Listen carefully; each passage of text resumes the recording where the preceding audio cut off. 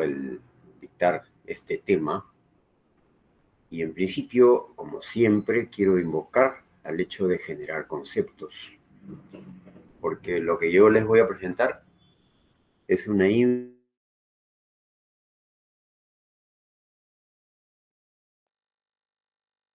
creo que esta encarnación no nos va a alcanzar como para poder estar enterados. Sin embargo, de pronto, si nosotros conceptuamos, si entendemos bien el tema, el resto va a caer por su peso. Bien. Y me gustaría que conversemos, ¿sí? Porque la idea es esta, interactuar, cambiar ideas y de acuerdo a ello a ir afinando este concepto general para luego ya profundizar en el tema, ¿sí? Entonces, a ver, un voluntario, de repente una dama, en este milenio de las damas, ¿qué concepto tiene de una ostomía?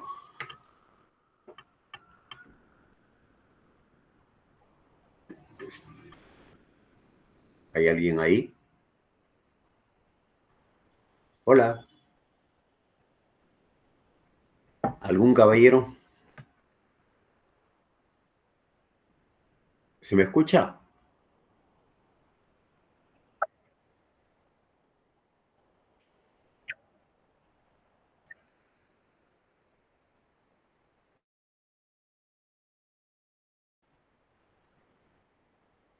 Ya.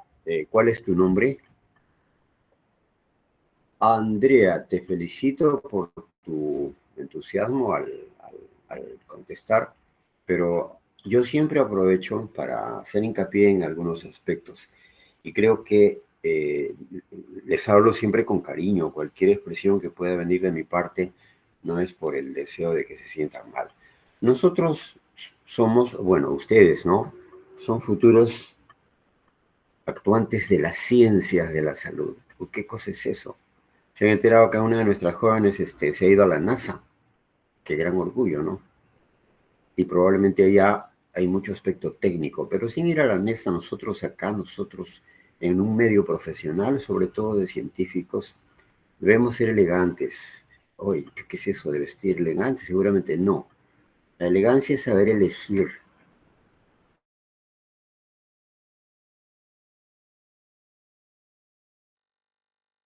Si yo voy a hablar de anatomía, tengo que usar los términos propios. Entonces, yo no creo que se pueda hacer huequitos en el organismo, ¿sí? Pero la idea es buena, algo parecido, pero tratemos de usar los elementos, las palabras técnicas adecuadas como para llegar a esta definición, ¿sí? Y volviendo al tema, ser elegante es elegir las mejores palabras, los términos propios, saber vestir, saber comportarse, saber tener las mejores ideas, tener el mejor modo de actuar. Eso es vivir elegantemente. Y cuando nosotros como profesionales, ustedes como futuros profesionales y ahora como alumnos, futuros científicos, seamos elegantes cuando hablemos de nuestro ámbito, que es la medicina, ¿sí? Bien. Gracias, Andrea, ¿no? O María. Andrea, gracias. Bien, a ver, sigamos con la definición. Una vez que entendamos esto, ya el resto va a caer por su peso. De repente es un orificio, ¿cierto? Ya, recuperemos el término orificio, perfecto. Entonces, ¿una ostomía será un orificio solamente o algo más? ¿Habrá algún caballero valiente?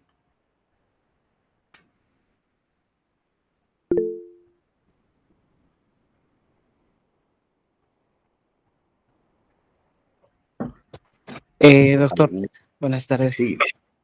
Hola, ¿tu nombre? Una ostomía sería, Mifsar, doctor. Mister, muy bien.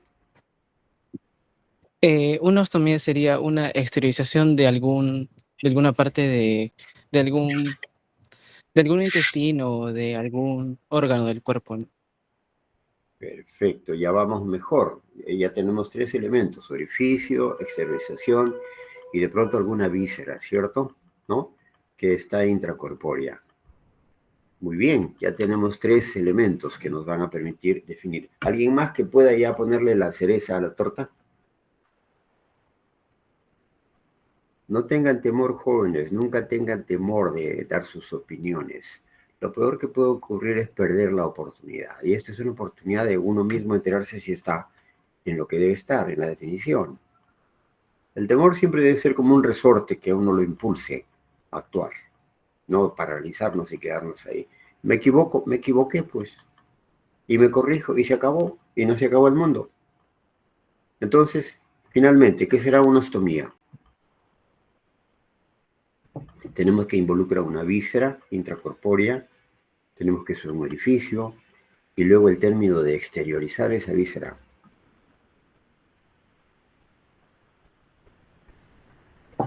A ver, pensemos juntos, ¿sí? Algo más.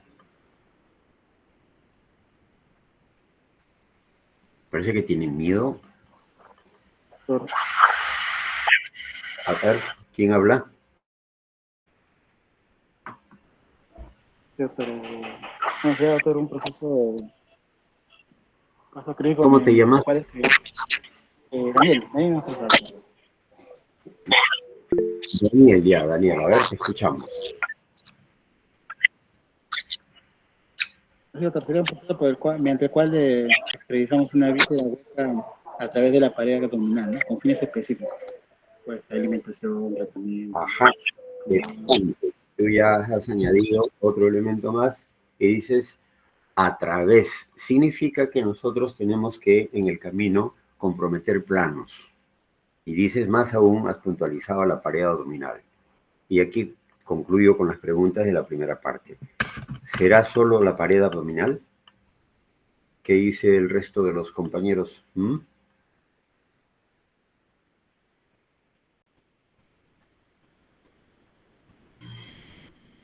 Y la pregunta tiene sentido porque si nosotros encontramos la respuesta, prácticamente ya entendemos que es una ostomía.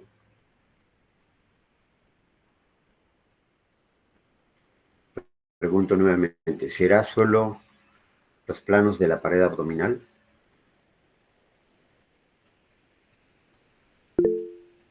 No, doctor. ¿Quién habla? Sandra. Sandra. Entonces, a ver, acláranos, por favor. No, porque también hay lo que es traqueostomía. Perfecto, tú nos has ayudado mucho. Entonces, con lo que ustedes han dicho, que con mis palabras, a mi modo, yo puedo tratar de definir lo que es una ostomía. Una ostomía, ¿no?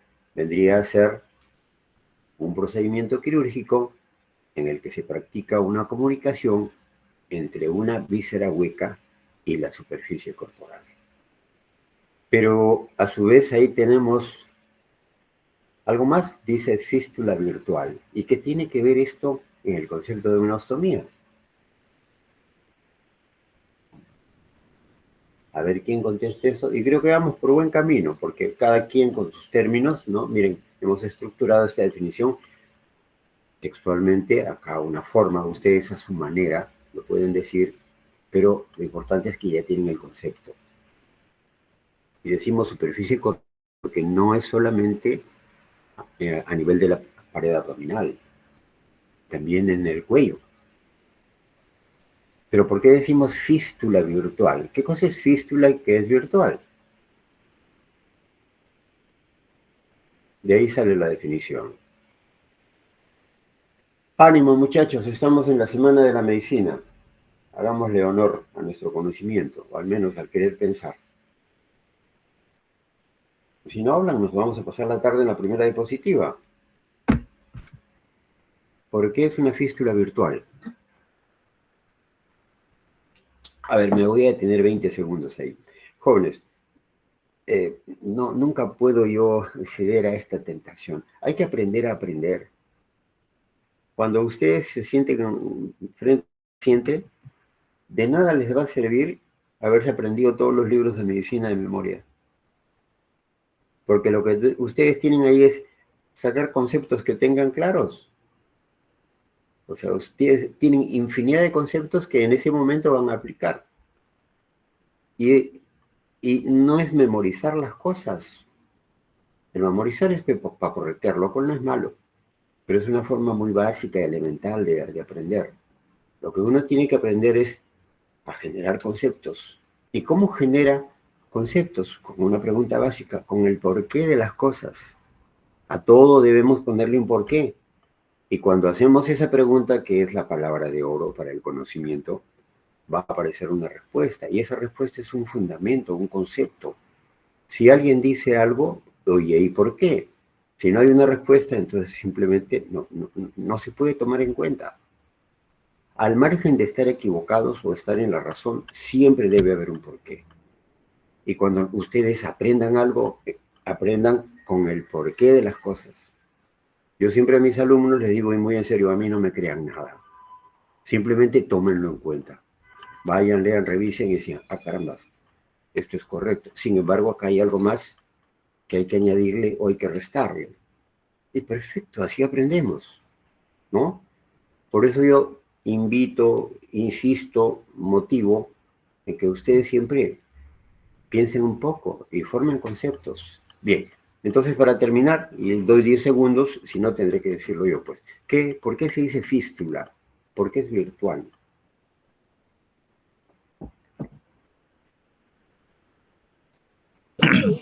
Doctor, ¿Sí? una fístula es una conexión anormal entre dos partes del cuerpo y virtual porque estamos conectando el cuerpo con el exterior. ¿Cuál es tu nombre? Francisco Cajaguamán. Perfecto, no entendí tu nombre, pero te agradezco. Mira, de hecho, no es que sea anormal, sino que simplemente no existe como una estructura habitual en el organismo.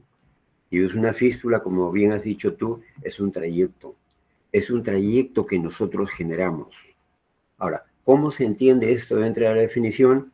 Volvemos a la primera parte en que hablamos de una víscera hueca. Pero en ella decíamos que se practicaba una comunicación, y ahora entendamos mejor, llamemos exteriorización. ¿Qué cosa es esto?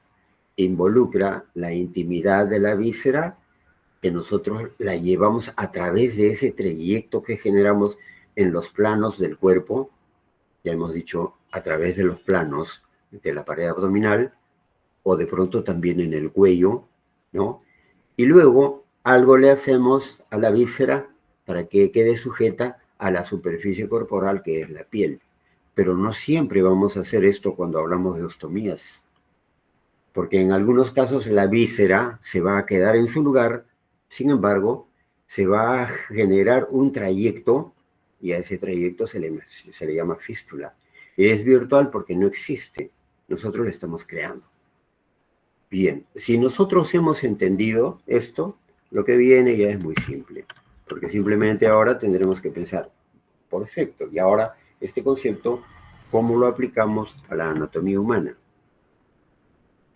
Entonces, aquí entenderemos que, de acuerdo a su función o al tiempo de permanencia y localización, estas se clasifican, pues, ¿no? Tenemos aquellas que están, por alguna razón, su utilidad solo va a durar tiempo determinado. En cambio, otras, en razón nuevamente a la necesidad, tendrán que estar en la línea de tiempo, de modo permanente. Ahora es importante, miren, ¿por qué hacemos nosotros estos procedimientos? Y ustedes ven ahí los términos, ¿no? ¿Qué cosa significa desfuncionalizante? ¿Qué significa descompresiva, derivativa y alimentaria? Si nosotros seguimos el texto, ¿no? Significa que habrá algunas ostomías que sirven para desfuncionalizar. ¿Qué cosa significa desfuncionalizar? Dejar sin función. Algo tendré que dejar sin función.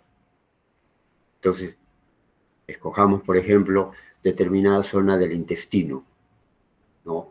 Por alguna razón, parte del... ¿sí? Puede ser transitorio, puede ser permanente, y ahí genero una ostomía. De modo tal que el trayecto del tracto digestivo en su totalidad ya no va a funcionar, sino cierta parte está quedando desfuncionalizada. Por eso la ostomía sería, en este caso, de acuerdo a su función, desfuncionalizante. Los otros términos se entienden muy fáciles, pues, ¿no? Descompresivas, derivativas. Por ejemplo, yo hago una intervención quirúrgica distal del tracto digestivo distal muy importante y que quiero preservar en su cuidado. Entonces, antes de ello, ¿sí?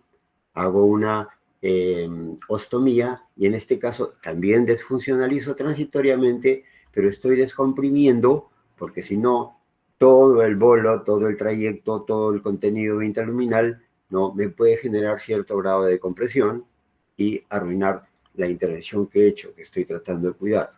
O de pronto, pues, un cuadro obstructivo de algún orden, ¿no? En que realmente ahí el término sí es apropiado, estoy descomprimiendo.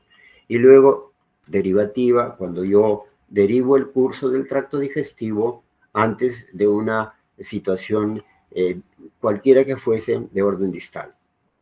Y siempre me detengo en este término, ¿será alimentaria o alimenticia? ¿Ustedes qué dicen? ¿Una ostomía será de tipo alimenticio o alimentario? A ver, ¿algún voluntario o voluntaria? Porque hay que entender el término, pues yo siempre a ustedes, ¿no? Comparto lo que sigo aprendiendo porque reconozco mi ignorancia, ¿no? Uno nunca termina de aprender todo. En los hospitales escuchamos lo que es el paporreteo médico. Los médicos repiten lo que escuchan sin pensar, simplemente porque no usan la palabra clave, la palabra de oro. Y les voy a poner un ejemplo, ¿no? Haz de cuenta que nosotros estamos pasando visita, ¿sí? Y yo soy pues su alumno de ustedes y ustedes son mis asistentes. Y me dicen, a ver, Víctor, este paciente tiene una herida infectada en la pierna, descríbela. Entonces, perfecto, digo, es mi oportunidad, ¿no? Y digo, es una herida localizada en el tercio medio de la región anterior de la rodilla, tiene una amplitud de 6 centímetros, es dehiscente, está con material necrótico y además tiene una secreción purulenta. Entonces seguramente ustedes me van a aplaudir. Qué brillante descripción la de Víctor. ¿Todos están de acuerdo o hay alguien que quiera refutar lo que he dicho en cierto término? Y los invito a pensar, sí, hay un craso error ahí, craso. Sin embargo, todos los días en los hospitales se paporretea eso. A ver, ¿quién me dice cuál ha sido el término que debe usarse? No tengan miedo, jóvenes, por favor.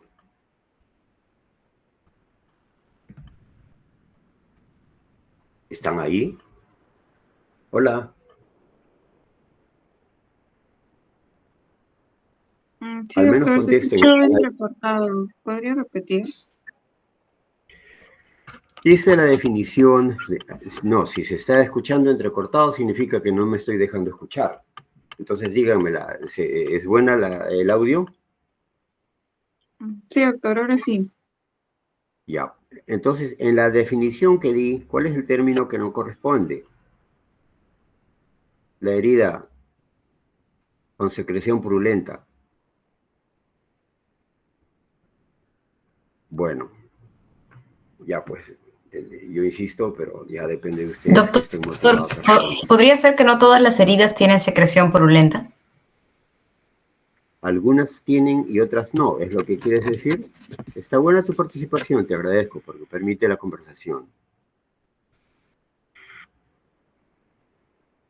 Bien, vamos a la respuesta. Ninguna herida, creo que en el mundo, ni incluso en los seres vivos, tiene secreción purulenta. Porque no hay ninguna glándula que produzca pus. Sin embargo, esto se dice todos los días en el hospital. Y entre estas, muchas cosas a las que nunca se le dice por qué. Entonces, esa no es una herida con secreción purulenta, es una herida con exudado purulento. Y ahora voy al tema. ¿Se dice alimentario o se dice alimenticio? Muchas veces dice, el paciente ha tenido un vómito alimenticio. Entonces uno que dice, oye, ¿por qué dice alimenticio? Porque los vómitos no se comen. Es un vómito de tipo alimentario. Sin embargo, En los hospitales, insisto, se paporretea lo mismo porque lo escuché. Ah, parece que el doctor Casquero sabe mucho. Entonces yo repito lo que él dice. No, no es así. Hay que entender y comprender siempre lo que hablamos. Entonces, una ostomía no puede ser alimenticia. Es de orden alimentario porque sirve para alimentar. ¿Sí? Bien. Además, entender que una ostomía puede realizarse en diversos tramos, lugares del tracto digestivo. Por consiguiente, también se clasifican de acuerdo a su localización. Ahora sí, habiendo entendido esto, yo creo que lo que viene va a ser muy simple. Desde la parte cefálica hasta la parte distal, que es el ano, nosotros vamos a hacer un recorrido de las diferentes ostomías que se pueden realizar. Y una de las primeras, como es lógico, es la traqueostomía, ¿sí? Pero aquí nos falta algo fundamental en cuanto a la definición. Si hemos entendido que es la exteriorización de una víscera hueca, en este caso la tráquea, ¿sí? A través de los planos, y en este caso será de la región, me imagino que todos entendemos que es la región cervical, ¿no? ¿Sí? ¿Estamos de acuerdo en eso? ¿Sí? Creo que esto no se puede exteriorizar en el abdomen, mucho menos en la espalda. Tiene que ser en la región cervical. Pero para que sea una ostomía, hay algo fundamental, ¿no? Y a ver qué dice la definición. Se comunica la cara anterior de la tráquea con la superficie cervical anterior con objeto de establecer una comunicación entre esta y el exterior, o sea, la superficie corporal. Es un acceso a la vía aérea superior. En la medida que nosotros vamos viendo, sí, hay 3 elementos que van a responder a la pregunta que hicimos. Son muy parecidos, pero hay que entenderlos. Una traqueotomía, una traqueostomía y una cricotiroidotomía. Todas tienen que ver con el acceso, ¿sí?, a la vía aérea superior. Pero, sin embargo, se diferencian. Para no detenerme más, intento que ustedes tomen el concepto, ¿sí? Una traqueotomía, según la parte, ¿no?, según el texto, ¿no?, tomía significa simplemente incisión. ¿Qué significa? Es cierto, progresamos por los diferentes planos cervicales, pero solo hacemos una incisión en la tráquea de cualquier tipo. Por consiguiente, es una traqueotomía. Sin embargo, cuando hablamos de traqueostomía, aquí viene el otro aspecto clave de las ostomías. Significa que nosotros hacemos un anclaje quirúrgico de la víscera con la piel. ¿Qué significa esto? Exteriorizamos la víscera, ¿no? En este caso se ve la forma técnica de que la apertura, o sea, la tomía que hacemos en la tráquea, la anclamos a los bordes de la piel. En ese momento, sí, se constituye una traqueostomía. ¿Y cómo anclamos nosotros? Quirúrgicamente, suturando, ¿sí? Entonces, una traqueostomía es el anclaje de la tráquea a la piel cervical. Entendiendo esto, nos preguntaremos qué es una cricotiroidotomía. Y esta es una situación para la cual ustedes deben estar preparados, ¿no? Me imagino que saben lo que es la maniobra de Heimlich. Por alguna situación, ¿no?, hay un estancamiento, entre comillas, a toro, ¿no?, a nivel del esófago, por haber tratado de deglutir algo sin haber masticado bien o de manera excesiva, y de pronto, como hay una compresión de la tráquea, ¿no?, el paciente comienza a presentar dificultad y ustedes, pues, están llanos a practicar ya en vivo y en directo lo que es la maniobra de Heimlich. Me imagino que la conocen. Prepárense, porque nunca se sabe cuándo va a ocurrir. En toda mi vida de médico a mí me ha pasado una vez hacerla y les cuento que no ha sido fácil. La teoría es una cosa, pero la práctica es otra. He tenido que usar mucha energía, a pesar de que considero que tengo energía, y en buena hora funcionó. Una cricotiroidotomía es algo semejante. No funciona la maniobra de Heimlich, ustedes tienen que estar preparados para esto. ¿no? Es el acceso a la vía aérea, pero a nivel del cartílago cricoides, ¿no? ¿Cómo lo hacen? Ah, el libro dice usando un lapicero. Imposible, pues. Eso no va a poder pasar. Agarren usted un lapicero, miren ustedes, y por más que le saquen la carga, o incluso con la carga, esa punta no va a progresar los planos jamás. No lo va a hacer. Sáquenle la carga y esa queda aún más romo, tampoco lo van a hacer. Lo que usted, ¿se me está escuchando, jóvenes? Sí, doctor. Bien, entonces continúo con el entusiasmo de siempre. Lo que tienen que hacer ustedes, escúchenme bien, es sacar la carga, romper el lapicero en cualquier parte, ¿sí? Y una vez que está roto, buscar una superficie muy roma, por ejemplo, puede ser la pista, que es de cemento, ¿no? O cualquier sola roma y raspar, lijar, para dejar esa porción del orificio como una aguja hipodérmica con un bisel. Recién en ese momento ustedes podrán progresar la piel y llegar a la tráquea. ¿Me dejo entender? Sí, doctor. Es el tip que yo comparto con ustedes. Yo estoy preparado al menos, ¿no? Espero que no me ocurra por el bien del paciente. Ah, doctor, pero le puedo hacer daño. Sí, pues, pero le salvamos la vida. Es una emergencia. ¿Cuántos minutos puede estar el cerebro sin sangre, sin oxígeno? Perdón. Y uno tiene que actuar inmediatamente. Bien, entonces entender ahora sí que es una traqueotomía, que consiste una traqueostomía y una cricotiroidotomía, que además se llama coniotomía, cricotiroidotomía o coniotomía. Muy bien, ahí está la definición, lo que hemos conversado. ¿Sí? Ok, ¿cómo se clasifican? Entender, pues, ¿no? Por ejemplo, pacientes con problemas respiratorios, que va a haber una cirugía de orden mayor.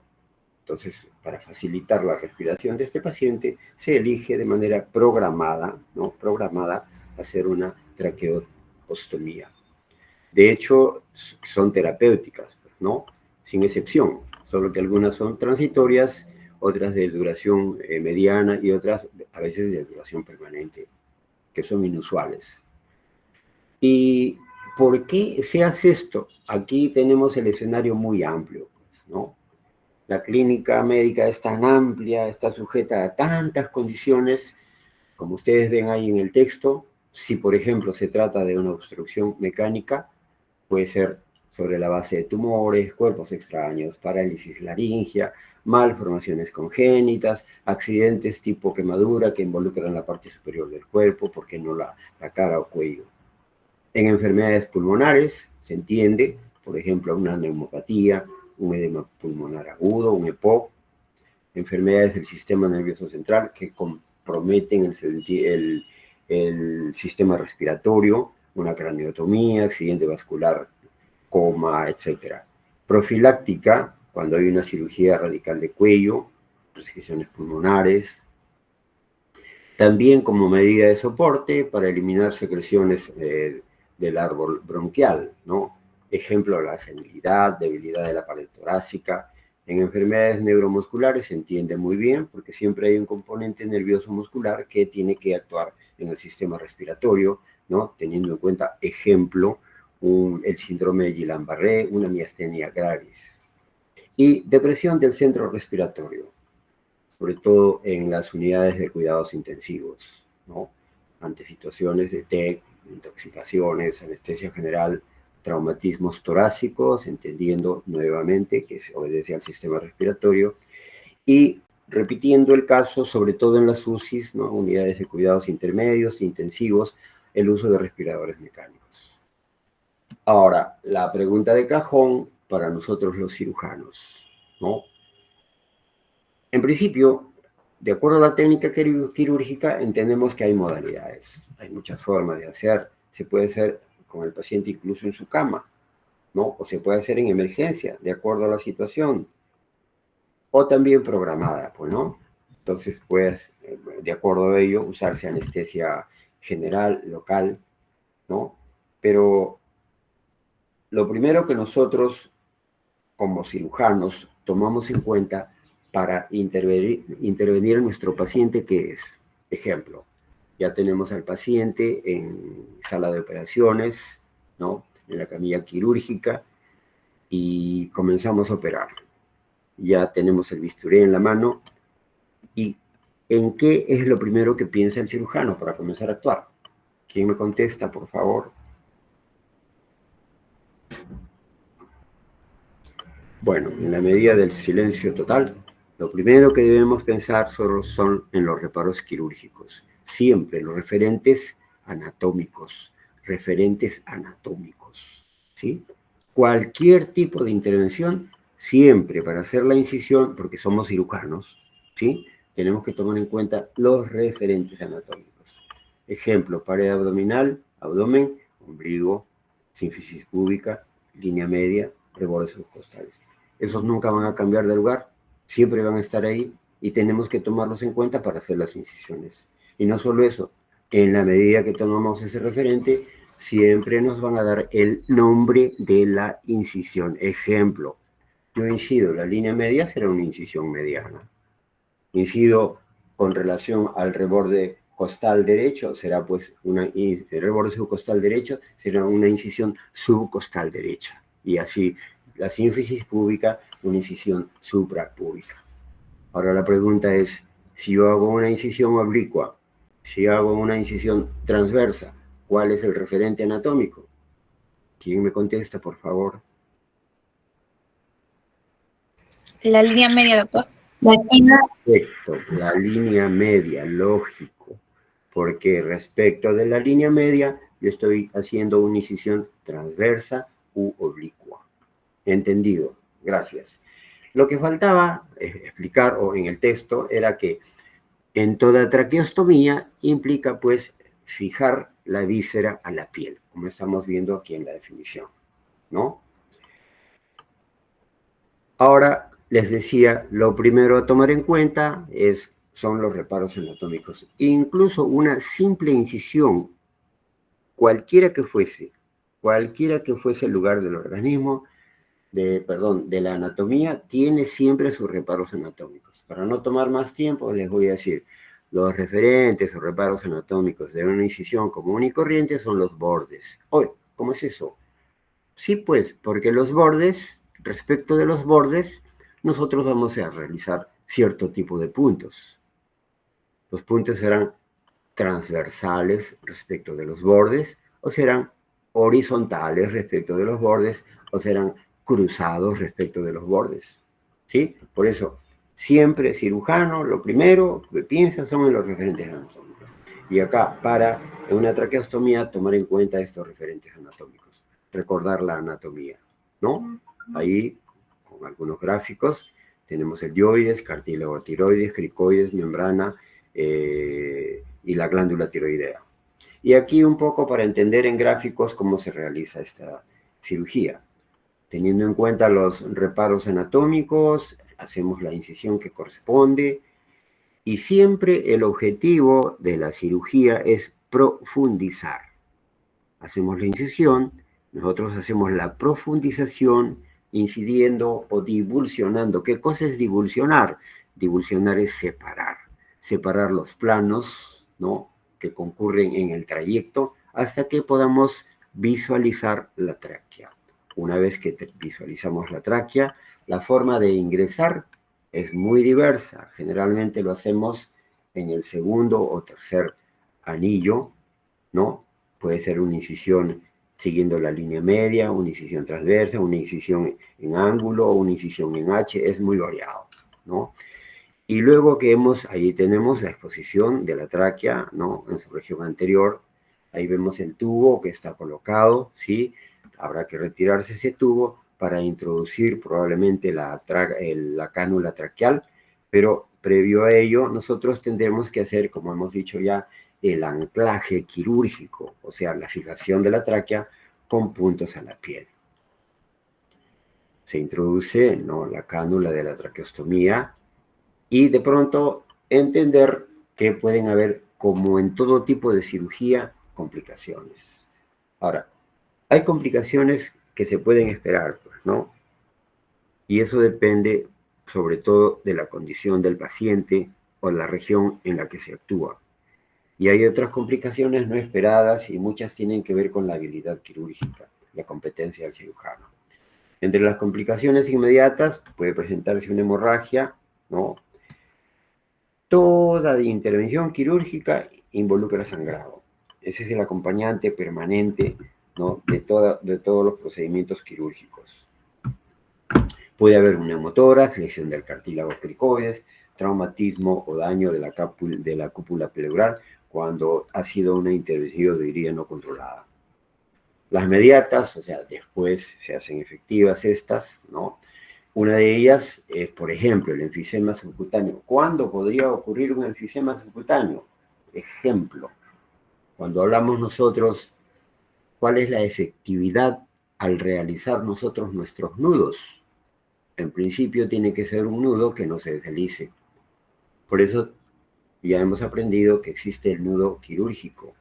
Y el nudo quirúrgico es un nudo cuadrado, con un nudo, con un contranudo, y existe un deslizamiento adecuado para que cuando se esté cerrando el nudo con el contranudo, se forme un cuadrado.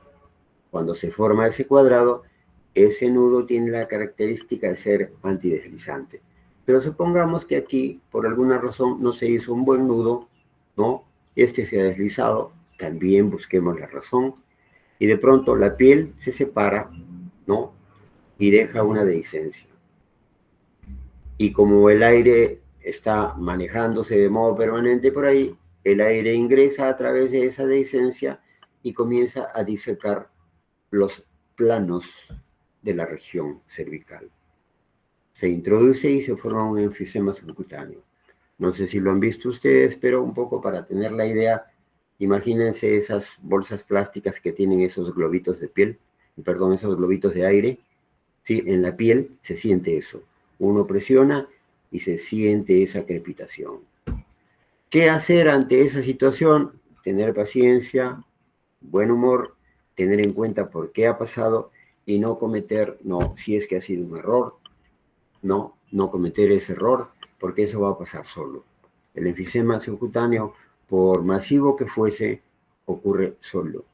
Yo siempre cuento mis errores para que sirva de experiencia a otros.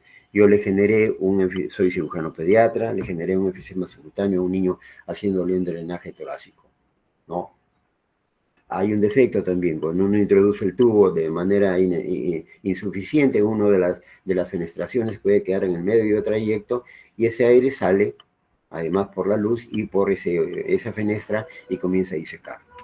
Me asusté, se hinchó el paciente, pero luego ya cuando se evalúa, dijeron, Víctor, aquí ha ocurrido esto, que no te vuelva a pasar y ten paciencia, no te desmayes. Bueno, pero fue un gran susto.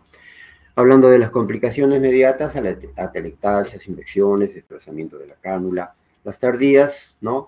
Tener en cuenta que un granuloma traqueal obedece a la idiosincrasia del paciente.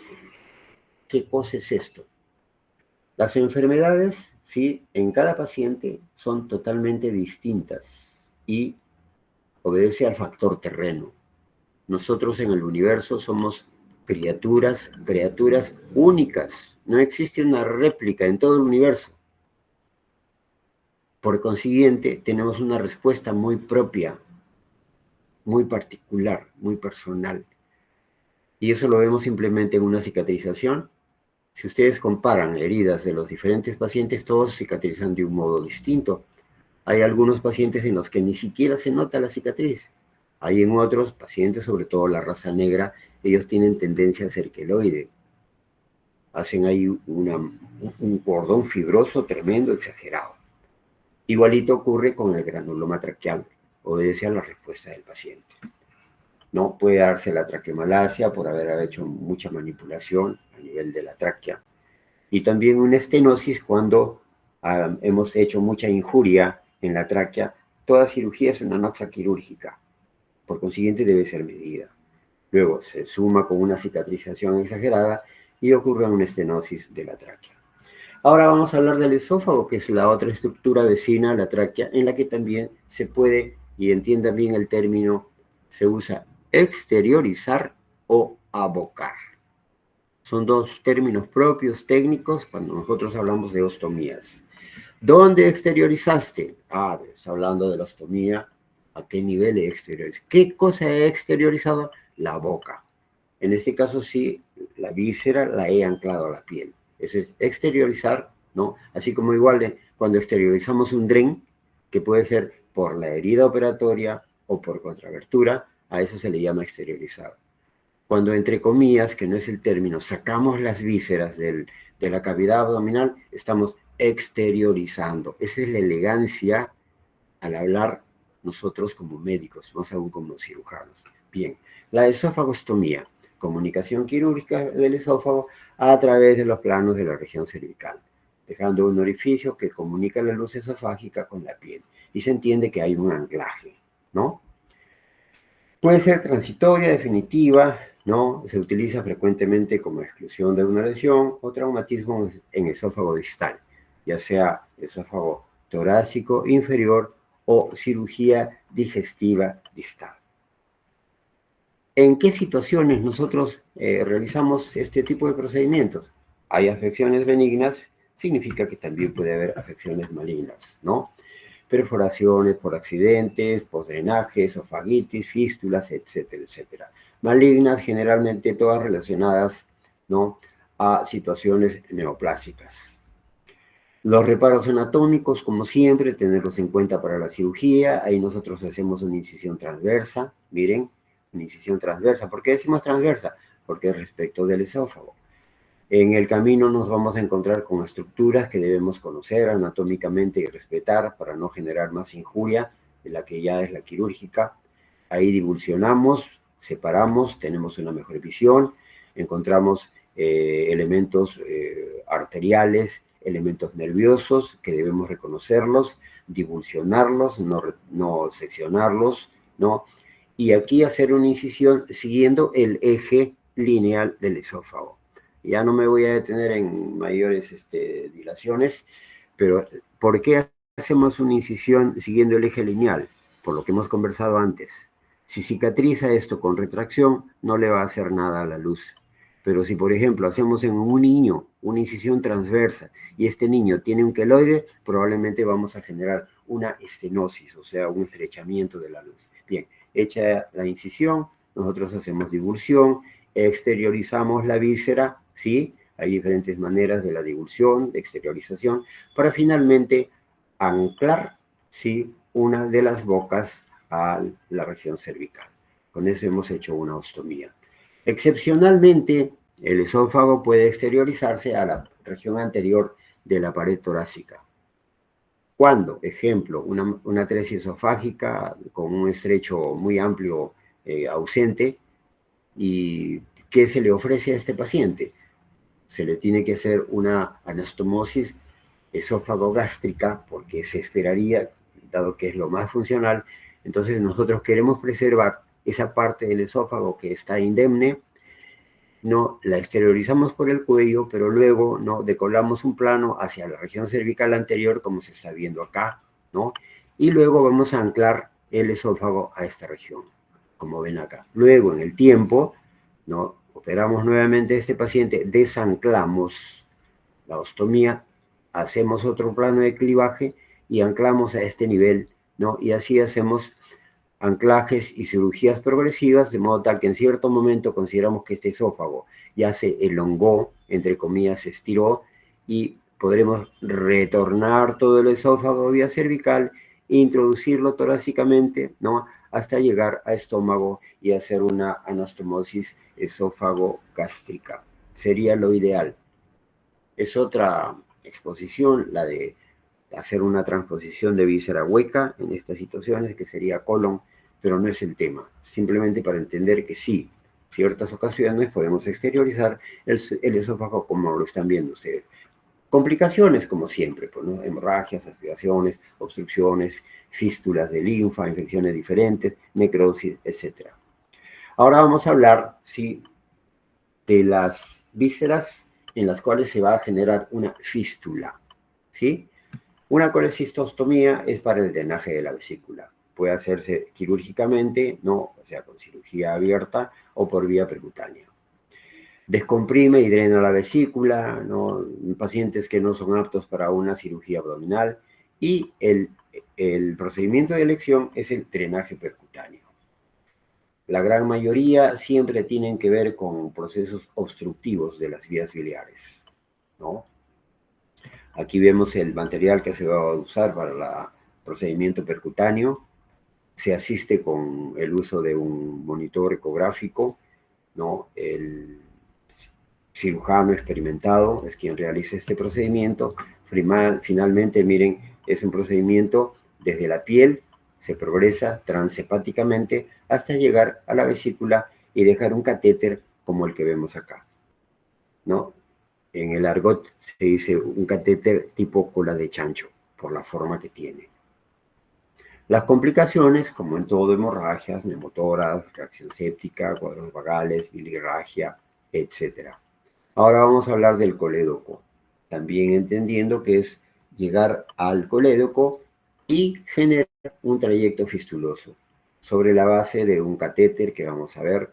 Aquí la forma como se incide nuevamente, siempre hacer una incisión siguiendo el eje lineal de la estructura, ¿no? Exploraciones de ser necesario, la posibilidad cómo se cierra teniendo en cuenta un cierre primario y una sutura sobre la sonda T. Nosotros dejamos aquí una sonda T, esta la veremos en un dibujo adelante si es que no la conocen. ¿Por qué? Porque disminuye el riesgo de filtración para la posibilidad de una lituasis residual y exámenes posteriores, ¿no? Y ahí está, miren, en los gráficos, esta es la sonda en T, o se llama KER, se introduce, se sutura, y finalmente esta es la que se exterioriza, ¿no? A través de los planos de la pared abdominal. Aquí vemos, regresado. Ya me fui. Un momentito. Ya.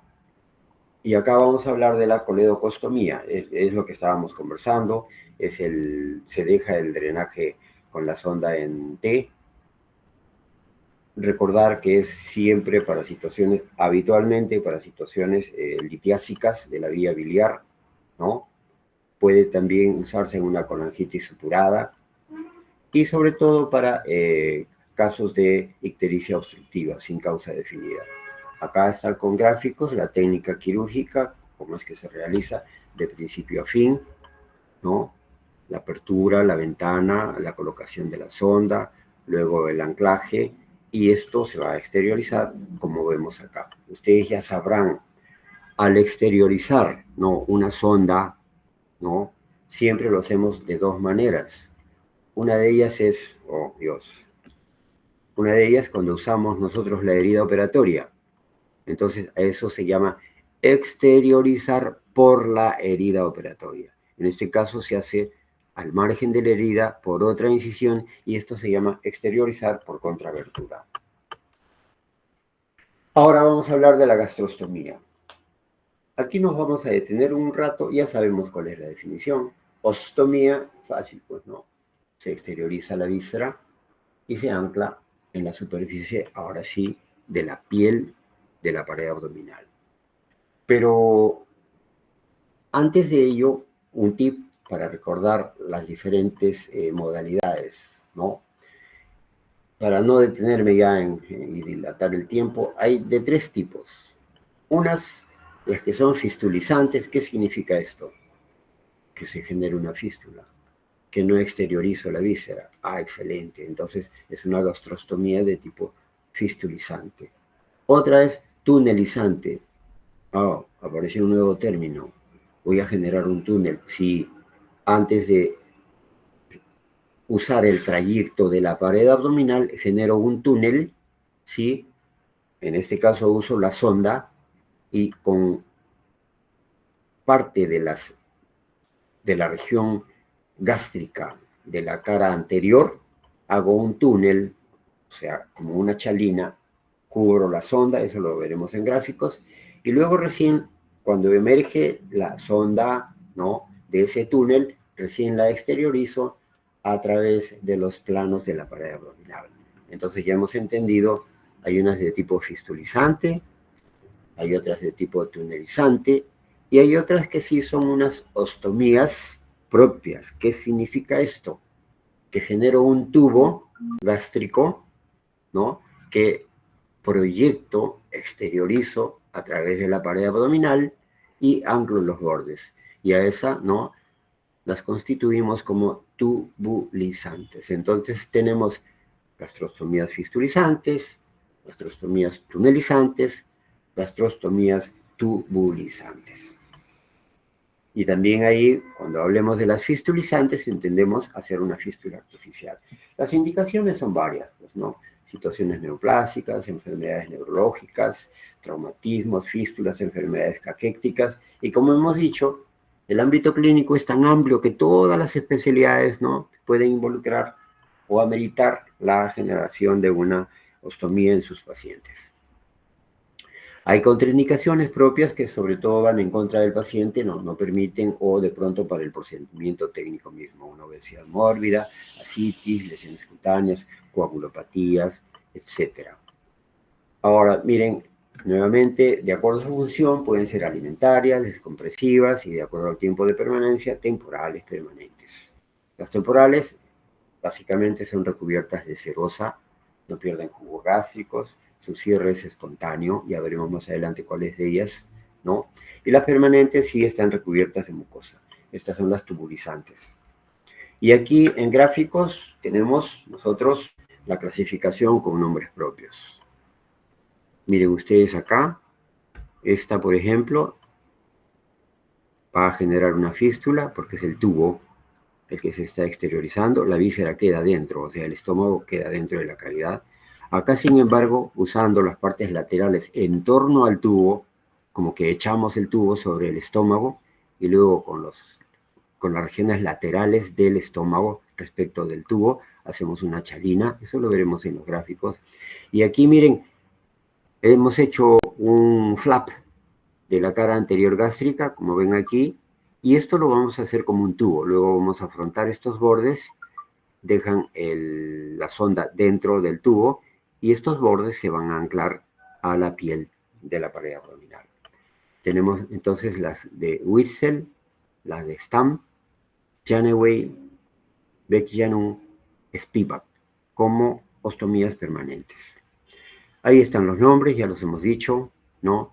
Entonces, ahora, la gastrostomía de Stamm, esta es una fistulizante. Nosotros tenemos que usar un catéter de gastrostomía, como vemos acá. Hacemos una incisión en la cara anterior del estómago, hacemos, probablemente ustedes ya lo han hecho esto, ¿no?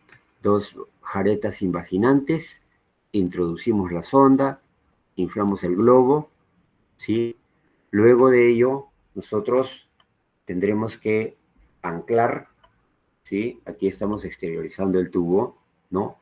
Pero luego tenemos que anclar, miren, la pared gástrica contigua a la emergencia del tubo, al plano interno, ¿sí? Profundo, plano interno, ¿por qué? Porque es la pared abdominal, ese es peritoneo, en que hacemos contactar la cara gástrica con el peritoneo, y ahí ponemos 4 puntos en los puntos cardinales.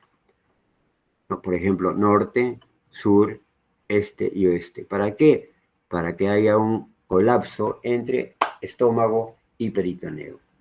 Y quede de esta manera. Bien contactado, porque aquí puede ocurrir, me imagino ustedes saben lo que es una evisceración, a diferencia de lo que es una eventración. ¿Y qué se puede eviscerar si es que nosotros no hacemos este afrontamiento? No pensemos que va a ser el estómago ni el intestino. Se sale algo que está bailando ahí como una gelatina, que es el epiplón. El epiplón es una estructura muy laxa, muy inmóvil, ¿sí? De modo tal que ante la maniobra de Valsalva, pues si es que esto estuviese separado, puede generarse una evisceración del epiplón. Bien, este es el procedimiento terminado. Antiguamente se usaba la sonda Petzer, ahora ha sido sustituida por su disponibilidad y comodidad por una sonda Foley. Entonces, aquí tenemos la de Witzel y aquí estamos hablando de la de un túnel seroso. El procedimiento es igualito, semejante al de la gastrostomía anterior, solo que, como ven ustedes aquí, miren, vamos a generar un acá están las bolsas de tabaco, ¿no? Vamos a generar una chalina, o sea, un túnel, que ya estamos haciéndolo efectivo al haber introducido, miren acá, igual las dos bolsas de tabaco, se introduce la sonda, sin embargo aquí se está haciendo un túnel que se está finalizando acá, y finalmente, de la misma manera, esta emergencia, ¿no? Tendremos que poner 4 puntos cardinales entre peritoneo y la cara anterior gástrica a nivel donde emerge la sonda. Pero la sonda no está emergiendo acá de estómago, sino que se ha introducido aquí a este nivel, se ha generado un túnel y recién emerge la sonda. Entonces, la de Witzel sería una ostomía tunelizante. Y aquí ya tenemos la del otro orden, que es una tubulizante, donde nosotros en la pared anterior gástrica vamos a generar un flap. Miren ustedes, aquí se ha generado el flap. Vamos a construir una especie de chimenea, de modo tal que estos bordes, como estamos viendo aquí, ¿sí? Van a suturarse en torno a la sonda. Estos bordes también van a ser afrontados, como vemos. Y finalmente vamos a constituir un tubo, el cual va a tener que anclarse a los bordes de acá. La sugerencia es que nunca se aboque, se exteriorice en la herida operatoria, porque puede haber una dehiscencia. Y al haber una dehiscencia se pierde todo el procedimiento. Es preferible siempre esto, ignorar la incisión mayor y hacer una exteriorización por contraabertura en previsión de lo que les digo.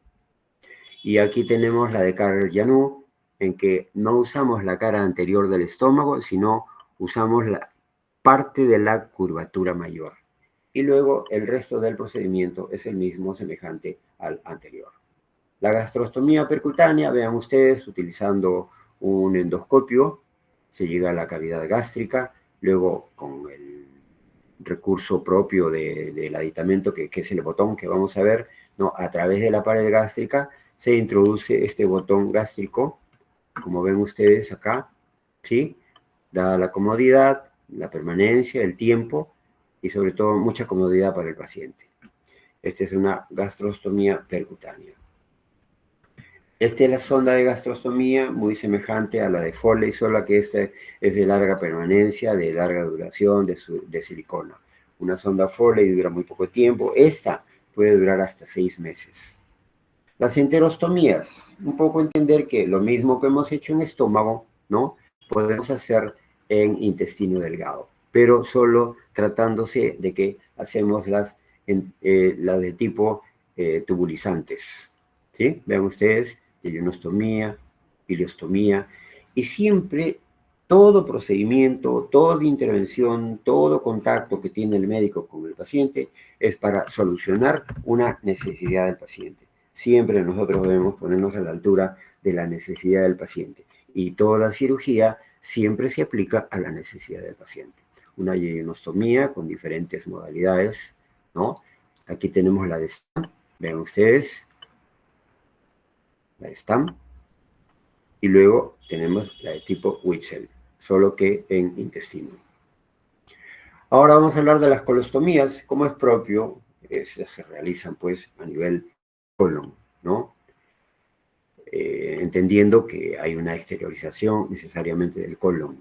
Aquí se generan bocas cuya colocación es de diferentes modalidades y es lo que le va a dar el nombre a las diversas ostomías que se realizan en colon.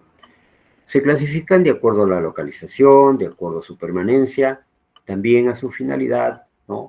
Y de acuerdo a la técnica. Aquí tenemos que añadir que hay las desfuncionalizantes, ¿no? Como una definición general de las ostomías. Nuevamente, ya más puntual, respecto del colon derecho, transverso, descendente, sigmoides, es decir, de su localización anatómica. Indicaciones, por ejemplo, para una secostomía, para una descompresión transitoria, ¿no? Una transversostomía, cuando hay una descompresión o desfuncionalización siempre de la región distal. Y otras eventualidades como oclusión intestinal, perforaciones traumáticas, lesiones ulcerativas y, por ejemplo, en enfermedad de Hirschsprung, que es una agenesia de los plexos nerviosos distales a nivel del colon. La sigmoidostomía también, cuando se realiza a nivel del sigmoides, estamos yendo de la porción proximal del colon a la distal, hemos llegado al sigmoides, y situaciones neoplásicas, vólvulos de colon, enfermedades diverticulares, fístulas rectovaginales, incontinencia anal, entre otros. Aquí tenemos nosotros una visión de los diferentes lugares en que puede hacerse estas bocas, se llaman bocas u ostomas, al igual que en una anastomosis, ¿no? Cuando nosotros hacemos la sección y dejamos esos orificios proximales y distales, se llaman bocas anastomóticas. Las bocas anastomóticas son las que se afrontan para generar una anastomosis. Son las que se exteriorizan, las bocas, ¿sí? Ya hemos visto las permanentes, ¿no? Situaciones en que amerita una ostomía de orden permanente, cánceres, lesiones de la médula espinal, proctitis isquémica, endometriosis, entre otras. Las temporales, su nombre mismo lo dice, siempre en una situación aguda, en que por necesidad se interviene al paciente haciéndole este procedimiento. Y se puede localizar en cualquier parte del colon. Aquí tenemos, ¿no?, la primera variedad, que es la colostomía en asa. De hecho, es temporal. Y vean ustedes qué es lo que se hace. Se extrae, ¿no?, un asa propiamente dicha a través de una incisión hecha en la piel. Luego nosotros vamos a hacer una incisión. Previo a ello hay que colocar un aditamento, pues, ¿no?, para que le dé estabilidad al asa por este orificio que se ha hecho a nivel del meso. Y esto va a retener el asa al cual se le ha hecho una incisión, y luego se hace un anclaje de los bordes en toda la herida, de modo tal que tenemos dos orificios, ¿no? Y esta colostomía se llama colostomía en asa, de orden temporal. Luego tenemos la colostomía de tipo Hartmann. ¿Qué significa esto? Solo exteriorizamos una boca, y por lógica es la proximal, y esta técnicamente se le denomina así, queda sumergida. ¿Qué significa esto? Cerramos esta boca y queda en el interior de la cavidad. O sea, es una ostomía en que se exterioriza la boca proximal y el cabo distal queda sumergido. Esta es la colostomía tipo Hartmann. Esta colostomía es muy particular, ¿no? Tiene dos bocas que se exteriorizan. Aquí se ha resecado este segmento, pero entre boca y boca hay un trayecto dérmico. A esto se le llama puente dérmico, ¿no? Y es característica de la colostomía tipo Devine. Aquí tenemos su nombre común es en cañón de escopeta, su nombre propio es la técnica de Mikulicz, donde a diferencia de la colostomía anterior, aquí como una escopeta, ¿no?, las dos bocas están conexas, están contiguas. ¿Que puede haber complicaciones? Sí, pues no. Puede haber una dehiscencia, entendiendo que una dehiscencia es la separación de bordes anatómicos que se han afrontado quirúrgicamente, que se han suturado. Las causas pueden ser muchas. Una necrosis, cuando nosotros comprometemos los vasos de la boca que hemos exteriorizado, eso diría que es muy evidente.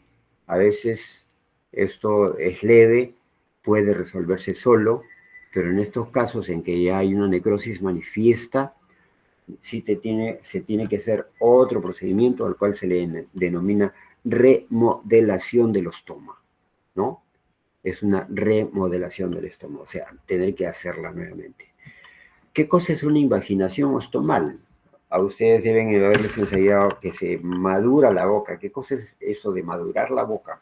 A ver, imaginariamente lo vamos a hacer. Teniendo en cuenta el plano más profundo de la pared abdominal, que es peritoneo con aponeurosis posterior, se exterioriza por todo el trayecto y se pone 4 puntos cardinales en ese plano, ¿no? Y uno plano en el colon que se esté exteriorizando. Son puntos seromusculares que se anclan en la aponeurosis profunda con el peritoneo. Luego vamos saliendo, o sea, emergiendo, progresando por los planos superficiales, y llegamos a la aponeurosis anterior. ahí nuevamente se ponen 4 puntos cardinales, ¿sí? Y luego ya para piel, que sería el tercer plano que vamos a suturar. Estamos hablando de madurar la boca. Ahí lo que tenemos que hacer es, primero, poner un punto en piel. Luego, en todo el trayecto, que hemos dejado un trayecto aceptable para realizar esto, ponemos un punto cero muscular a medio camino y luego recién vamos al borde y pasamos la aguja por tercera vez. O sea, por primera vez en piel, por segunda vez un punto cero muscular y por tercera vez el borde del colon. Y luego anudamos. 4 puntos cardinales, pueden ser más, y con eso estamos dejando como una flor. Eso se llama madurar. Esto de pronto va a prevenir la invaginación ostomal. Aquí toda la boca se ha proyectado, se ha hundido, ¿no? Probablemente por esa posibilidad. Y aquí cuando ha habido una evisceración total, ejemplo, un paciente desnutrido. El peor enemigo de cualquier intervención quirúrgica es la desnutrición. ¿Por qué? Porque un paciente bien nutrido va a cicatrizar adecuadamente. Y es lo que nosotros cuidamos en el preoperatorio. En el preoperatorio, lo primero que debemos ver, aparte de coagulación y que no tenga ninguna otra enfermedad, es su estado nutricional. Si las proteínas están aceptables, ya tenemos un aliado. Si las proteínas están no adecuadas, simplemente ese paciente no se opera, salvo que sea una emergencia, ¿no?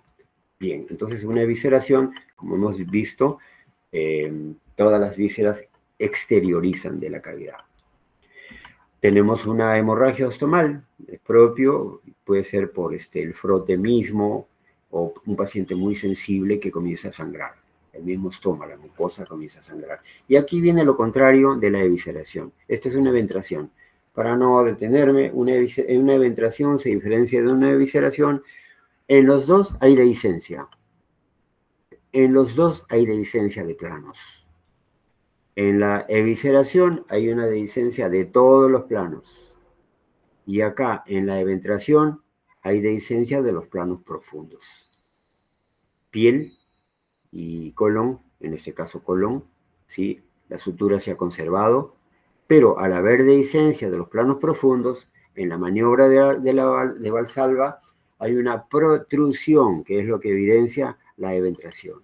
El paciente puja y ahí sale una masa que se retrae, juega con la respiración. Esto se llama eventración.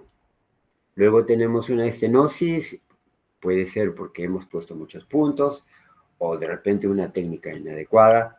Y en pacientes con por ejemplo, una pared abdominal muy laxa, sobre todo para personas muy mayores, ¿no? En que ocurre un prolapso y toda la mucosa se exterioriza, protruye.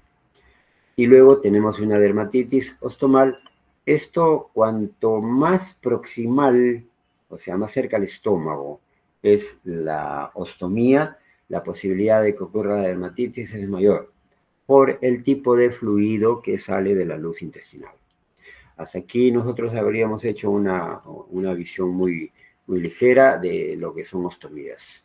Espero que hayan estado presentes todos, que haya sido claro en los conceptos. Insisto, la idea pienso, cualquier exposición es que ustedes tengan conceptos, ¿no? Los que ya pueden estar presentes antes de cualquier clase. Es importante leer antes de cualquier clase y que en el trayecto mismo, ¿no? Esos conceptos se hayan fundamentado. No sé si hay alguna pregunta, jóvenes. Hola. ¿Aló? ¿Se me escucha? Sí, doctor, sí se escucha. Porque hay un silencio total. Ese es el problema. Yo no diría problema, yo diría dificultad de las clases online, porque nos privan a nosotros, a los ponentes y a ustedes el auditorio de hacer